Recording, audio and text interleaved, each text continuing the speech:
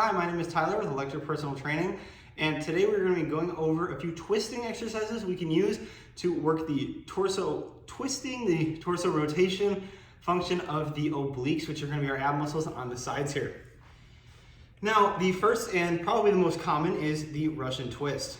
Now, the beginner version of the Russian twist is going to involve us simply placing our feet on the ground, leaning back as far as we can, but not past 45 degrees. If you can't get quite that far, go as far as you can. However, we don't want to be super far back. About 45 degrees is ideal, and simply twisting back and forth.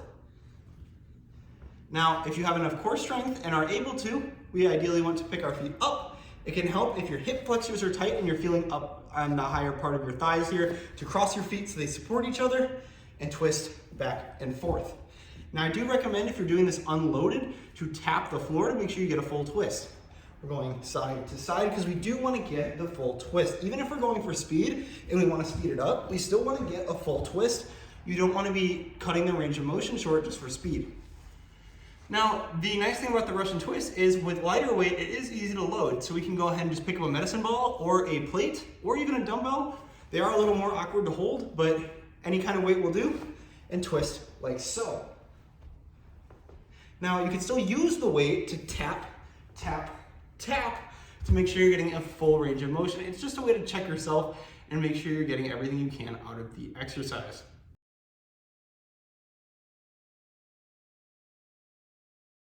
Now, when we're choosing exercises, it's important to consider how well we can load them and how they affect other muscles. So, if you are someone who struggles with the Russian twist due to the lack of external stability and the demand on both your rectus abdominis and your lower back to hold that position, that 45-degree angle, this could be a great exercise for you. As well as if you're advanced enough that Russian twists aren't quite getting your obliques enough because they've become a little too strong, we are going to move to the cables and do the woodcutter. Now, the woodcutter is going to only require one cable and a handle. We're simply going to grab it with our arms extended, and just like the name implies, if we're chopping wood, we're going to swing across like we're swinging an axe.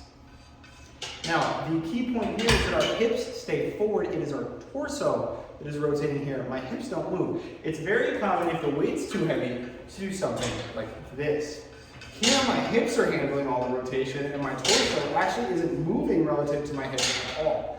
The key note with torso rotation, that is the function of the obliques, is that it's rotation with respect to the hips. So if everything's moving, including the hips, the obliques aren't actually doing anything. Even if you're sliding back and forth, if your hips are coming with, then your torso isn't rotating, but your hips are, which the obliques are completely uninvolved in.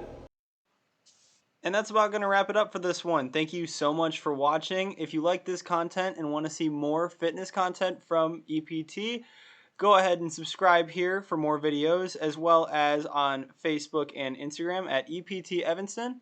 And if you haven't already, check out our free fitness tracking app on the App Store for free, available now.